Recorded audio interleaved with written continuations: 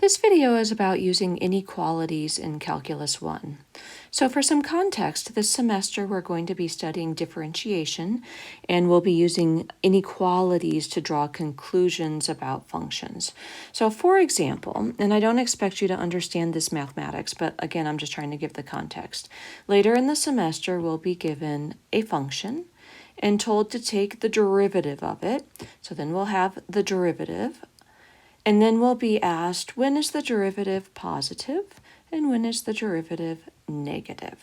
So this becomes an algebra problem. Notice that we had one line of calculus work, and then this, solving the inequality becomes an algebra problem, which is what we're going to review in this video.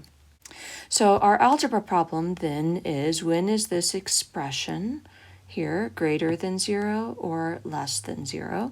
And we can think about that in terms of a graph. This top one, if it's greater than 0, then it will be above the x-axis. If it's less than 0, then it'll be below the x-axis. So we become really interested in the x-axis itself, and where does this function touch or cross the x-axis? So we could have a situation where we crossed the x-axis,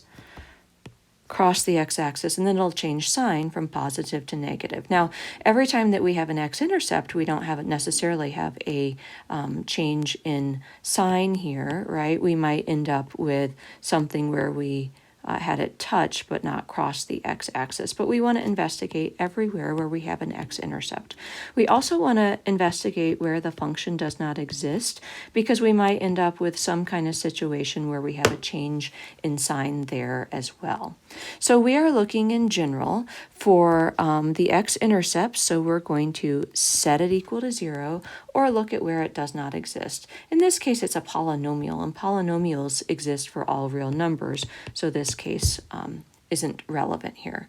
So when we want to know the x-intercepts, that means we need to solve, and what we'll be doing is we'll be factoring completely to figure out the values of x that make this equation true. The first thing we notice is that all of the terms contain an x, so we can factor out that x.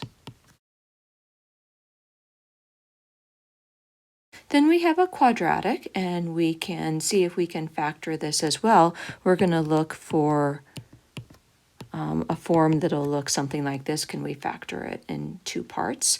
And I look at the coefficient and say, well, whole numbers to make 3 are 3 and 1.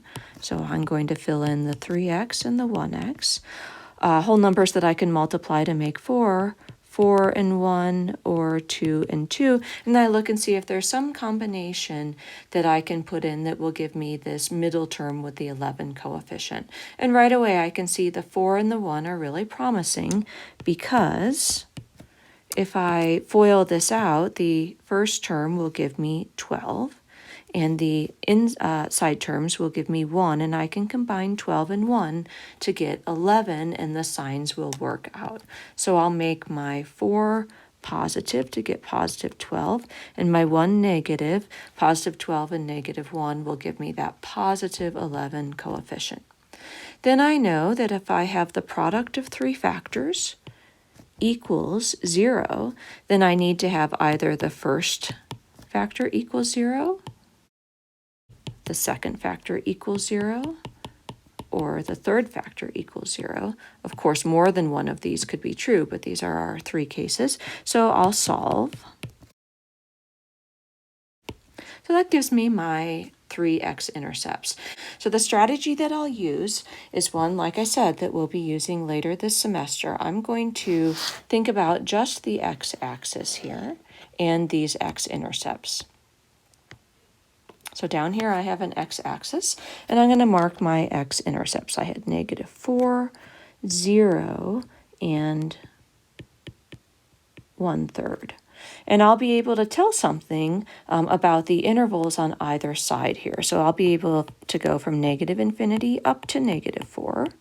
I'll look at the interval from -4 up to 0, from 0 to 1/3, and then from 1/3 to infinity. And all I need to do is pick one point between these intercepts and figure out the sign of the output if I choose a value of x less than -4 and I substitute it into my expression, I'll get some number that has a sign, and I'll know that all values of x less than -4 will result in something that's either positive or negative. So something that's either, if one of these values is above the x-axis, then all of them to the left will be. So let's go ahead and do this.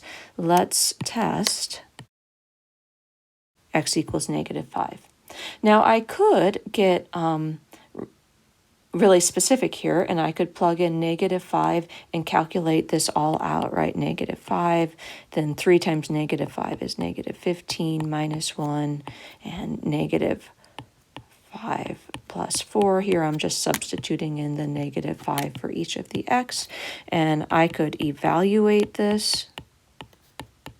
But that really is much more than I need. All that I need is the sign. So rather than go through all of the computation of figuring out the exact answer, instead what I'm going to do is say, well, if I substitute -5 in for x, I get a negative number.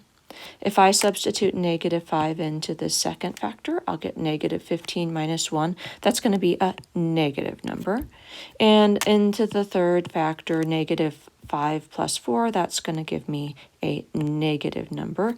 Negative times negative times negative is a negative number. So I know that to the left of -4, any value of x less than -4, when I substitute it in up here, is going to give me a negative output. So this whole interval I'm going to have as a negative output. Then I can come along and continue to do this for each interval. I'll pick an easy point between -4 and 0. Let's test x equals -1. And I'm going to say, well, here I'm going to have a negative value. When I substitute here, -3 minus 1 is going to be a negative value. And then again here, -1 and 4 is going to be a positive value. Negative times positive is positive. So my output here is going to be positive. Any value of x that I substitute between -4 and 0 will result in a positive output. Between 0 and 1/3, well, let's see, half of a third would be 1/6. So I'm going to take x equals 1/6, and then I can substitute again here, right? This is going to be a positive value. 1/6 times 3 is going to be 3/6, which is a half, minus 1 is going to give me a negative value. And 1/6 plus 4 is going to give me a positive value. Positive, negative, positive, that's going to be a negative. This interval will have outputs that are negative. And then finally I do that at the end. Again, any number greater than x equals 1/3. So let's go with x equals 1. Substituting in, I'm going to get a positive value. 3 times 1 is 3, minus 1 is going to give me a positive value. And 1 plus 4 is going to give me a positive value. And so here we'll have positive outputs. Then we'll need to record our results. Coming back up here to our original question, positive was between -4 and 0 and greater than 1/3. When do I get the negative output? The negative output will be less than -4 and between 0 and 1/3.